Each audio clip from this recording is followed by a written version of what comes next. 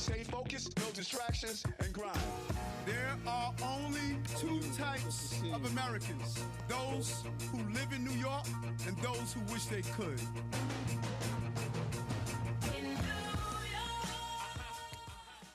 Thank you so much. It's good to see some of you as we. What? First, I just really want to take a pause and talk about the Dominican Republic. I was there this week, and just a devastating issue. Over 200 people died, over 100 were injured, and that's why today in Spanish I'm saying, "In God we trust," because that's the time when you need to lean on your faith. I was at a vigil last night. This is a great deal of pain. That club was there for over 50 years, and hearing some of the stories, one of the main people that deal with the infrastructure, Jimmy, he deployed personnel there just to learn that his son was inside the room and his son died also. Stories after stories, and we just want to say to the Dominican people of this city and of the country, we're lifting you up in our prayers, and we are here for you. We want to assist any way we can as they deal with this grieving period.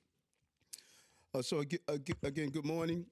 We came into office. We were big on these sheds. We all hate them, and we wanted to get them down, and we needed the right teams to do that and the right partnership to do that. And that meant giving tens of thousands of sheds that we have, or hundreds of sheds we have throughout this city, to get them off our streets.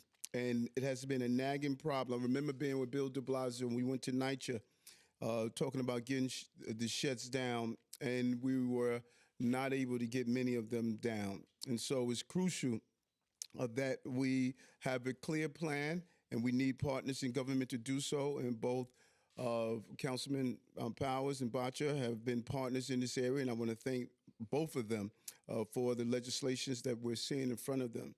And too many building owners have made the decision, instead of completing the inspections and repairs, they're letting sheds languish above our streets, restaurants, and apartments, crowding our sidewalks and darkening our streets. Some of these sheds have been up so long, they probably have the ability to vote, the age of time they've been there.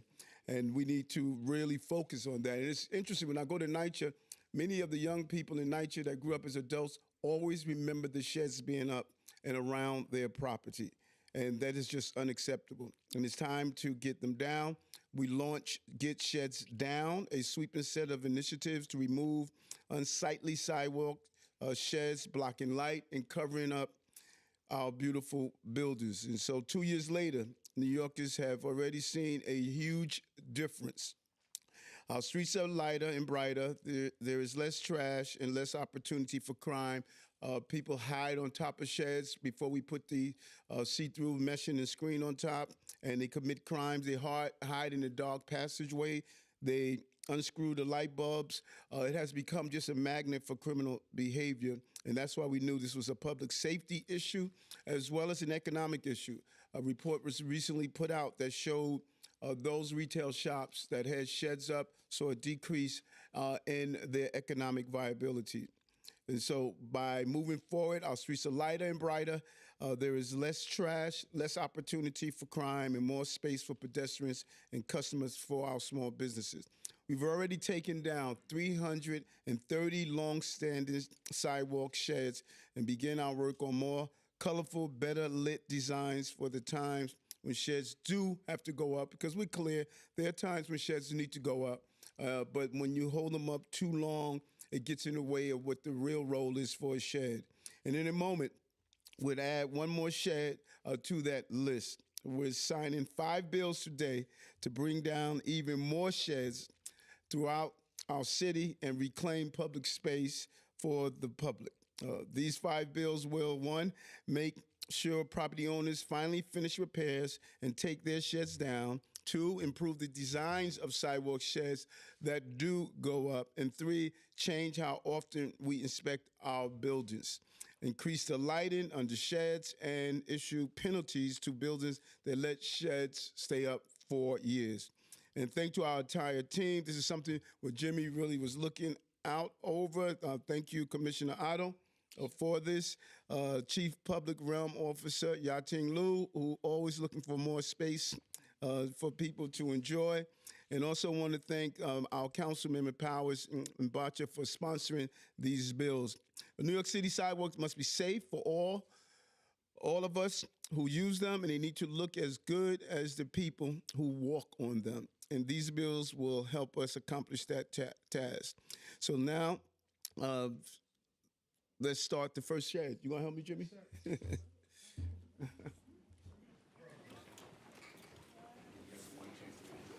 Marianne, I think that shirt's in the calendar.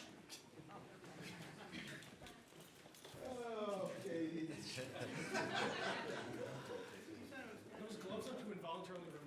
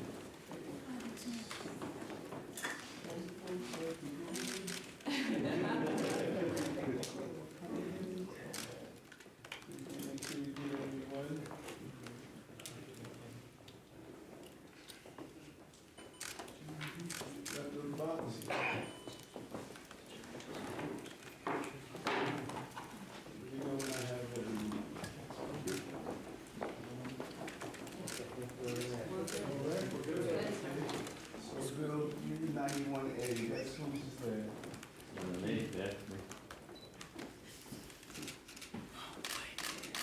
Bill, you want?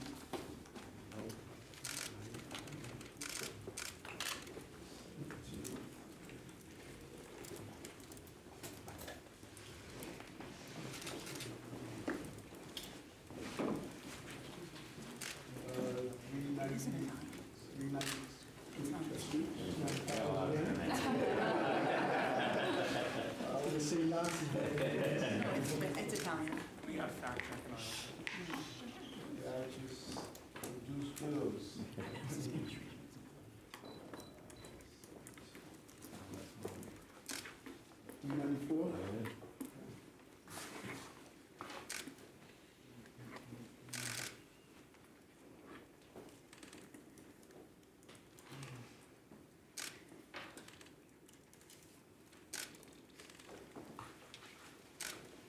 $660?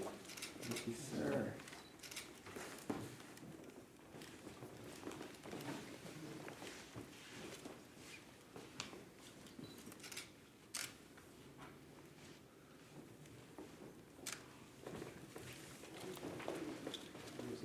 Sir.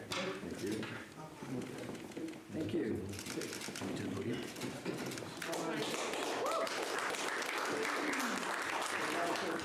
To Commissioner Otto. Thank you, Mr. Mayor, and thank you to everyone who's been a part of this. So for posterity's sake, I want the record to reflect, and I want to update one of the numbers that the mayor provided. So on April 17th, 2025, 8,477 sheds exist on the streets of the city of New York. That is actually down 563 from the day in July of 2023 when the mayor announced Get Sheds Down. The more impressive number is the number I want to update. The mayor said 330. The number of longstanding sheds that have come down, those are sheds that have been up for 5+ years, since the mayor announced Get Sheds Down, is actually 380. in 39. And that includes, which sometimes are the most difficult ones, city-owned sites. So the 563 number, it's better to be down than up, but that's just really a result of the vagaries of sheds in New York City. The fight to reduce that number writ large is the fight that's on. Mayor, you are quite familiar with my great chief of staff, Jason Rozevsky. Jason's favorite quote is that old one from JFK, and it's a little antiquated in its language. You know, essentially it says victory has many fathers and defeat is an orphan. And when the council passed the legislation, there was some side chatter about people claiming victory. And I found that peculiar because you can't win a game when you're in the second quarter. And when it comes to the game of sheds in New York City, maybe we are at halftime, but there's a lot of game ahead of us. And that's not to say that there isn't credit, and I'm going to mention some of the names who I think deserve that credit. But what's notable is that this legislation positions us across all fronts in this challenge to be able to bring about the change that we all want. And the mayor laid out that change, again, in that summer of 2023 with Get Sheds Down. And that is obliterate the perception that the streets of New York City are inundated with sidewalk sheds. And we do that by addressing the quality of life issues that arise from the sheds. And we do that by introducing a new type of shed onto the streets of the city. We also have to reduce the overall number of sheds. And as the mayor alluded to, for the first time ever by any administration, we are taking a holistic review of the city's facade inspection program, Local Law 11. Local Law 11's predecessor was Local Law 10 of 1980, meaning we haven't looked at these rules even before the last New York Mets World Series. And take it from me, that's a god-awful long time. And then finally, this legislation addresses the real target of the mayor's ire, and that is sheds that are up for a really long time without the underlying work being done. The sheds are not the end. The maintenance of the buildings is the end. And what this legislation does is give our agency the tools to better hold property owners in compliance. Real quickly, it frustrates the heck out of me when I read in the newspaper stories about sheds being up for so long or this particular community, because I know the ton of work that the DOB team has been doing over the last 8 months that is not public yet. We hired two phenomenal firms, ARIP and PAU, to do these redesigns. We're 7 or 8 months into this work. At sometime during the summer, I'm going to come to the mayor and say, Mayor, here are 6 new redesigns, 4 at grade level, 2 above street level for us to choose. And without spoiling anything, the work is not done, but we sat with the 2 companies and we saw their work to date. And I can tell you, as those designs exist today and they're not done, they are a marked improvement than what's out on the street. And also, as the mayor alluded to, the Local Law 11 study. We have Thornton Tomasetti, one of the top firms, looking at other jurisdictions, looking at material testing, talking to the inspectors who do this work, talking to building owners to figure out how we squeeze efficiencies, not just the cycle, not just the inspection period. We think we can reduce the number of sheds that are needed in many other ways, and that's what that local law study, Local Law 11 study is doing. Quick aside, the mayor mentioned NYCHA. One of the things that came out of our work already on with Thornton Tomasetti, and I have to thank Councilmember Powers because he incorporated it into his legislation. We know, Mr. Mayor, that NYCHA campuses are overshed, and we have now put in legislation that we are really confident at NYCHA and other campuses that will reduce the number of sheds.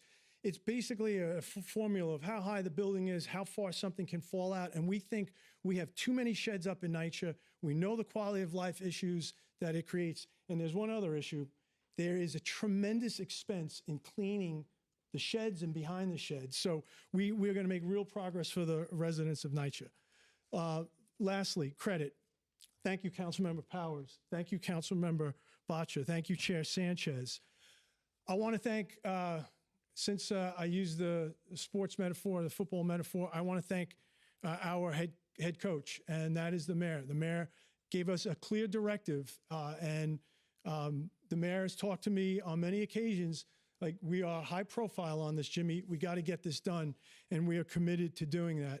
I want to thank former Deputy Mayor Mira Joshi. If the mayor was the head coach, she was our offensive coordinator, and she was absolutely rabid about this. I want to thank DM Roth, two members of his team, my dear friend Yating Liu, Sonia Guayar. Thank you so much. And Mayor, lastly, if you give me 2 more minutes, other agencies in the city, and God bless them, they get to do some of the pretty things. To belabor the football metaphor, our agency, DOB, we're the offensive line. We're what the Washington football team used to be proud of. We used to call the Hogs. Other agencies, they got diamond earrings, they got glasses, they got fur coats. We got sweat, we got dirt, and we got snot. And Mr. Mayor, we have a lot of technically skilled people in our agency, smart engineers, smart architects. But from this blue-collar guy to a blue-collar mayor, our agency is quintessential blue-collar and quintessential New York. We are resilient and we are gritty. And you use a couple of numbers, 8.5 million New Yorkers, 32 million opinions. I've heard you say that once or twice. I'm going to end with this. 1.1 million buildings, 40,000 active construction sites, 500 inspectors. This agency is the heart and represents the heart of New Yorkers, and I am incredibly proud of the work that they do on this issue and every day for New Yorkers, and I'm honored, Mr. Mayor, to be able to be a part of this team. We are on the cusp, not mission accomplished by any stretch of the imagination, but we are positioned to fulfill, get sheds down, and we're real excited to do it. I've gone on way too long, but I don't get these opportunities often anymore. I used to do this on a daily basis, and damn, I was good at it. And entertaining. My Twitter account is not as entertaining as it once was because I work for someone else, and I don't want my nonsense to be attributed to the mayor. But thank you for the time, Mr. Mayor. And try to follow that act up, Regina. Next, the president and a wonderful ally on this and many other things, the president of the Downtown Brooklyn Partnership, Regina Meyer.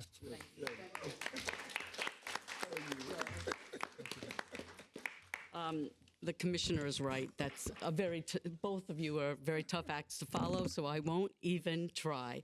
But what I do want to say is this is a momentous occasion, not just for downtown Brooklyn, but for the entire city.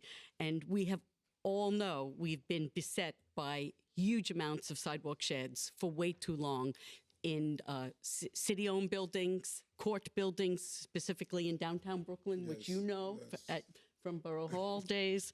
Up and down our retail corridors, which is so key to the economic development and the lifeblood of our city, and at NYCHA.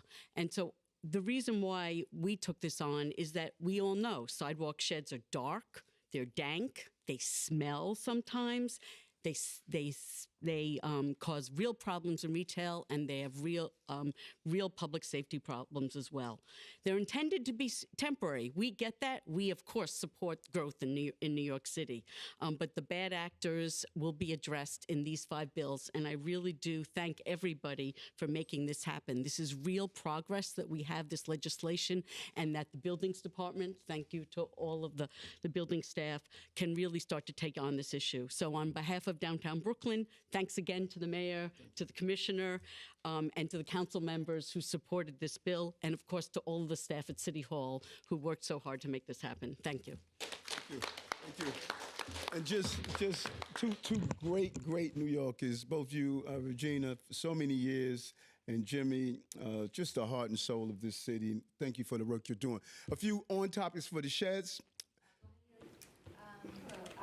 Two questions on topic. If you hate scaffolding so much, why can't you get it down at the DCAS building a block from here, which has had scaffolding up for 9 years?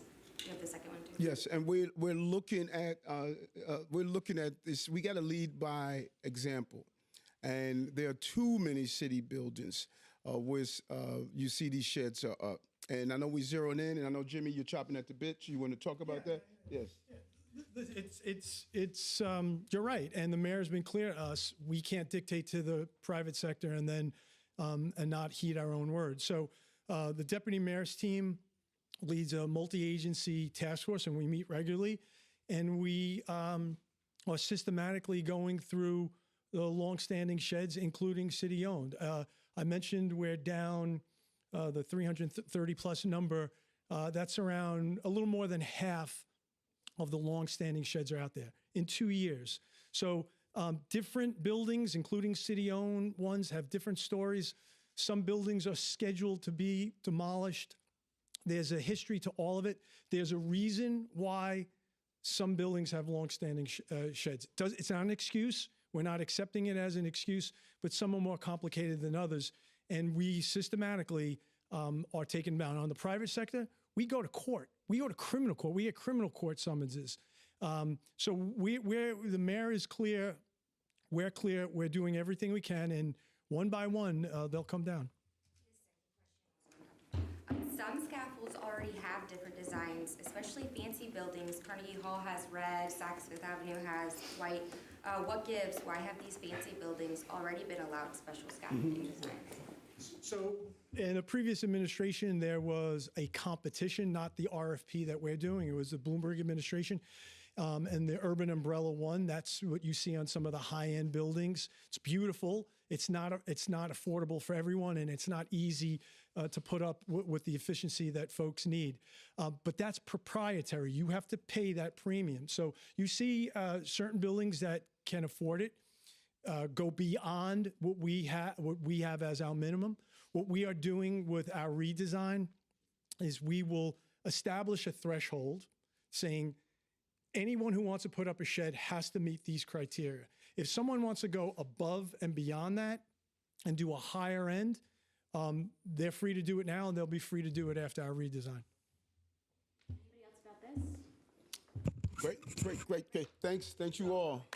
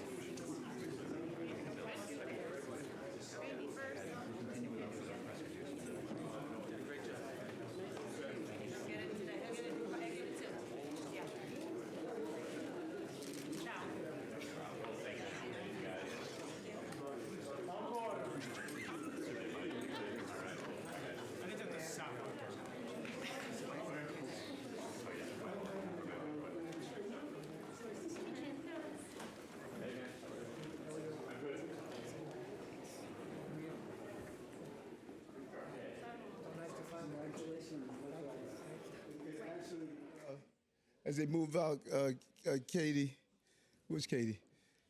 Italian, I'm supposed to say E-N, but my heart is in the right place. This is so important what we do to get sheds down, and we're going to move forward on that. So before we go into top line questions, this has been, again, a continuous week. I was up in the Bronx. this afternoon, this morning with D.A. Clark, Dalcell Clark, took down a very dangerous gang. And these guys, 20 guys, were responsible for a substantial number of shootings, similar to what we did in in Brooklyn, when we took down a substantial number of gang members there. So it's important that we focus on these gangs and ensure that we dismantle them. They have a disproportionate number of shootings, and it's crucial that we focus on going after them one at a time.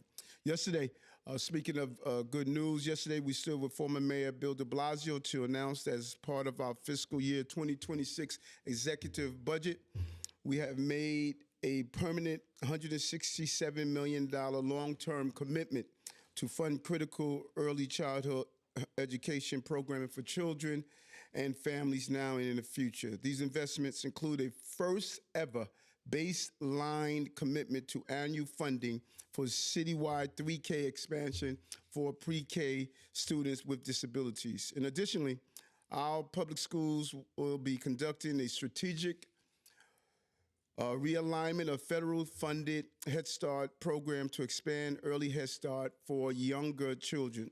This announcement comes just a week after we announced that we will be supporting hiring 3,700 new teachers at nearly 750 schools in the city next year. It's just crucial that you see the continued holistic approach to addressing our educational needs. These investments will help our youth by providing them with more individualized care that will help them more easily learn and thrive. And so we want to continue to make sure this is the best place to raise children and families. And I want to open the floor up now to all of you to answer some off topics. Go ahead. Oh, Ayana? Yeah, Ayana, sorry. Okay, no worries. Good afternoon, Mayor. How are you? I'm good. How are you? Good.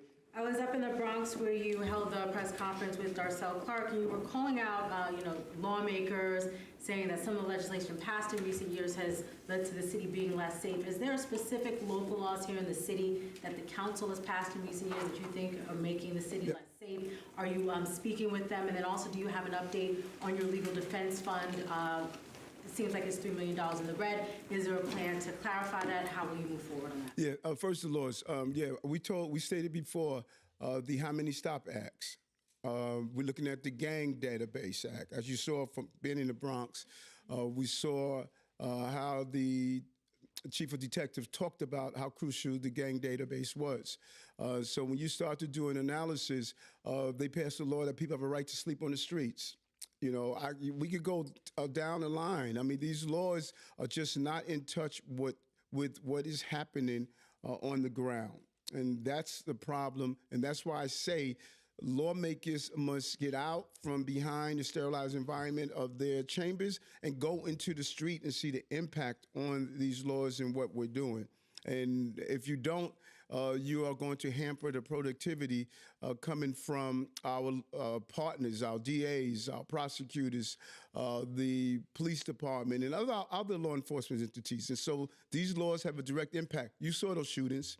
You saw how horrid they were. You heard the numbers of recidivism. These are the same guys over and over. Some of them were arrested repeatedly for robbery. Some of them were arrested for repeatedly discharging a firearm.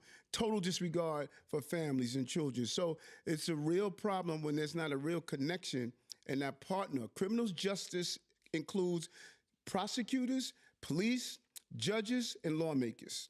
We're doing our job. We brought down crime. Lowest number of shootings this quarter in the recorded history. Second lowest number of homicides. 23,000 guns removed off our streets. We just continue to do our job, but that Groundhog Day of crime is a problem. Legal defense. I heard this over and over again about my legal defense. Unless you guys are planning on chipping money, why are you asking me? I have a relationship with my attorneys, and it is my relationship with my attorneys, the relationship with my attorney. I don't understand if the desire is, Eric owes money, then I'm not going to fulfill that. I have a relationship with my attorney. That is not part of, I'm going to do my job as a mayor, and how I pay off my legal fees is between Eric Adams and his attorney. Hello, Mr. Mayor. Yes. How are you? Mr. Mayor, the city council sued your administration for that executive order to open ICE in Rikers Island. Probably you expected that, or no? That's my question. Or You say, am I? did you expect it? Probably, or no? But also, why do you think they want to keep those dangerous criminals in the city of New York? Wow, boy, I'm glad you asked that question. Listen, I've been consistent that we must do everything to make our city safe and to collaborate. When the first deputy mayor came on board, there are certain areas I needed him to focus on. I relegated the responsibility of looking at the possibility of an EO. He went to Rikers several times. He sat down and interviewed law enforcement. He did his job, and I think he briefed all of you, and it's up to him. He independently came to the determination on what's best for the city, and I'm happy that he's on board because we have to deal with the closures of Rikers Island and other items that is on his plate, and he's looking at all those things on his portfolio. Hey, Mayor, How are you? Good. Following up on the question about your trust, do you think that owing that really large sum of money in any way makes you compromised to the whims of your attorney? And then my second question is, you and your first deputy, Randy Mastro, have repeatedly talked about the dangers that Venezuelan gangs pose to the city.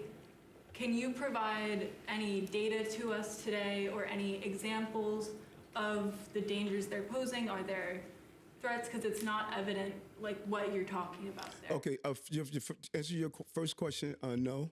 Answer to your second question, the police commissioner will give you the information that you needed about these gangs. And I can tell you this, these dangerous gangs are not standing on corners selling flowers. They're shooting at police officers. They're doing dangerous things. When I was down in Ecuador, many people did not want to leave Ecuador.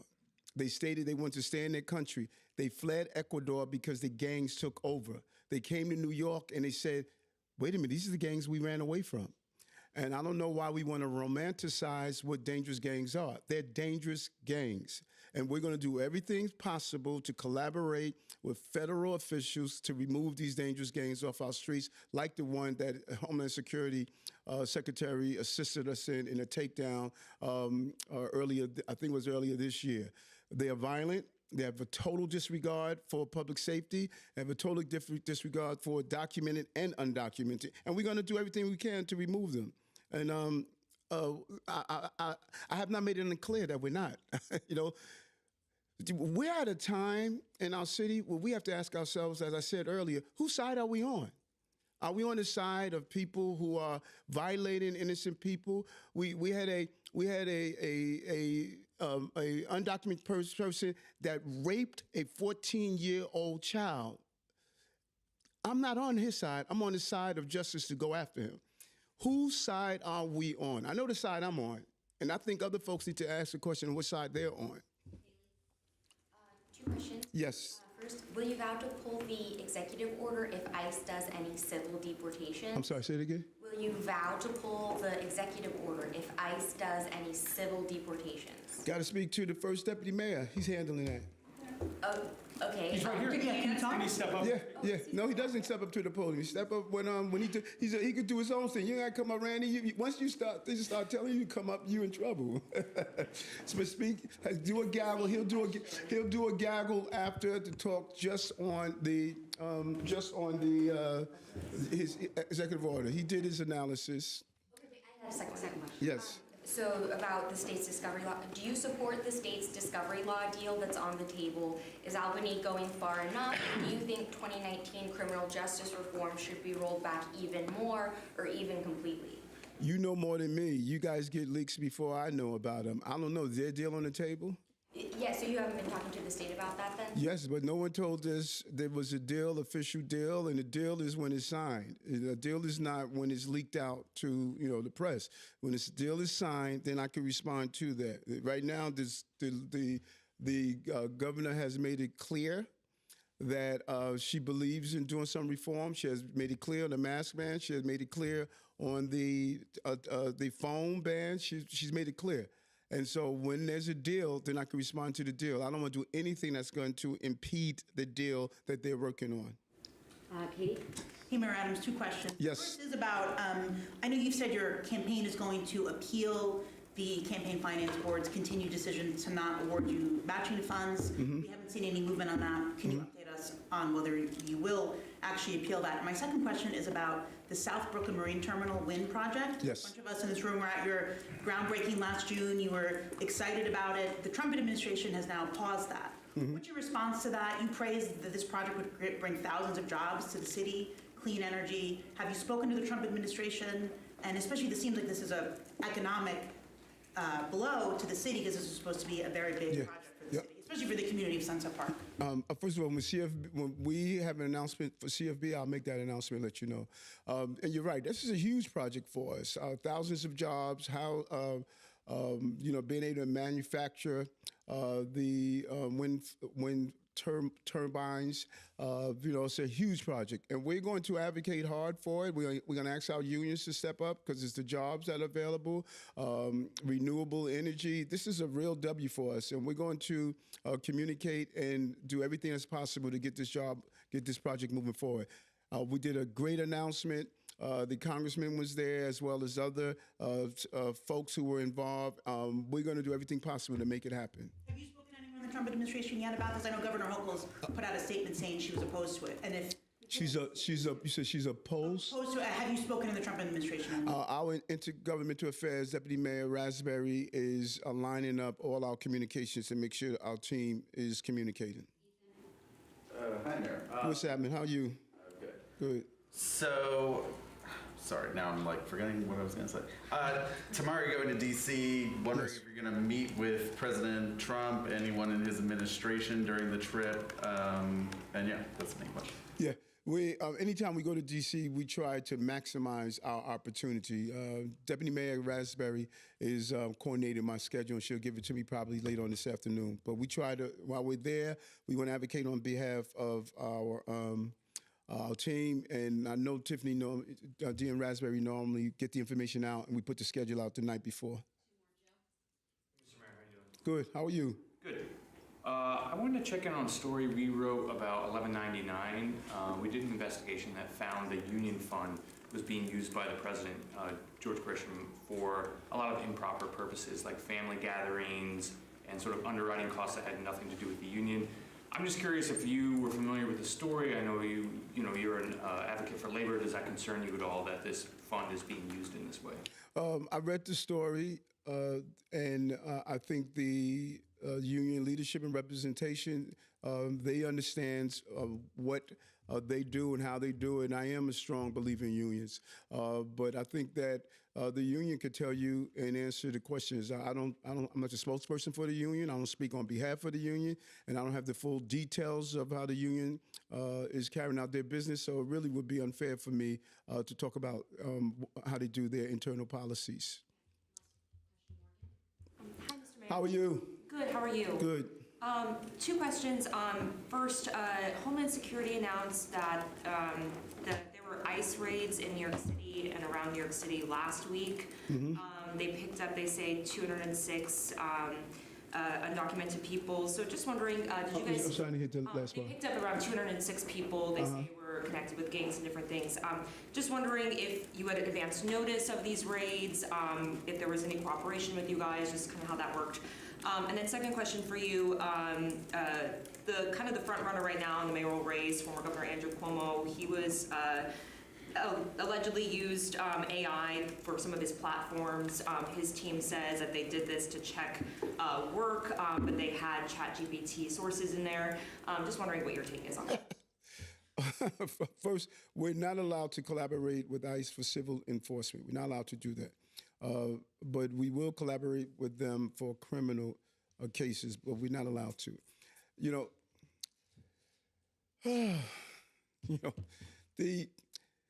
When you think about using AI for your policies, you're using AI.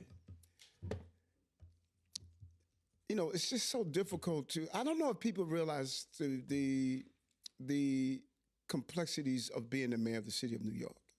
It's like no other job. No other job. You're under a great level of scrutiny. People are going to watch everything you're doing. And if you're not familiar with it, you think you could slip stuff by. And you just can't. And so we should be focused on the stuff that EA did and not the Force AI stuff. I'm doing the work. And I think he has to answer, why would they use AI to do a policy? You know, I'm just blown away. When I read that story, I said, wait a minute, this can't be true. You know, there must be more to it than what we think. I say over and over again, and you guys heard me say it over and over again, all of this Eric-like candidate stuff, you know, it's just not going to get it. And when he did that, he pulled out, it appears, that they're going to do 500,000 new homes in the next 10 years. Did you hear that from somewhere? From me. That's our plan. So, huh? That's our moonshot goal. So when he went to AI to say, can you give us one of the greatest housing plans we can do, they pulled out my moonshot goal and incorporated. His people failed to say, well, who had the plan first? Think about that for a moment. You know, that's a duplicate. I said that there are a lot of Eric-like people. If that's not an example of taking my moonshot goal of 500,000 units in 10 years and AI found it for him. All you got to do is go Google, you know, what is the greatest housing plan, who did the greatest level of reform in housing in the city, who broke the records for the most housing built in 1 year, in year 1 and year 2, who moved more people out of homeless shelters into permanent housing in year 1 and year 2, who had more people use voucher programs in the history of the program. All you got to do is, we don't need Eric-like action. Eric-like action speaks louder than AI. It's EA, not AI. And so that was bizarre for me. Let me tell you folks something. I said it before and I'm gonna say it again. This is going to be an interesting mayoral campaign.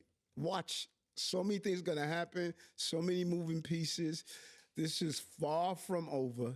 There are many layers, and the only rule you all should live by, don't ever count Eric Adams out. He's a native New Yorker. He has the grit, he has the resiliency, he has the energy of working class people. I didn't get here merely because I was not willing to outwork everyone.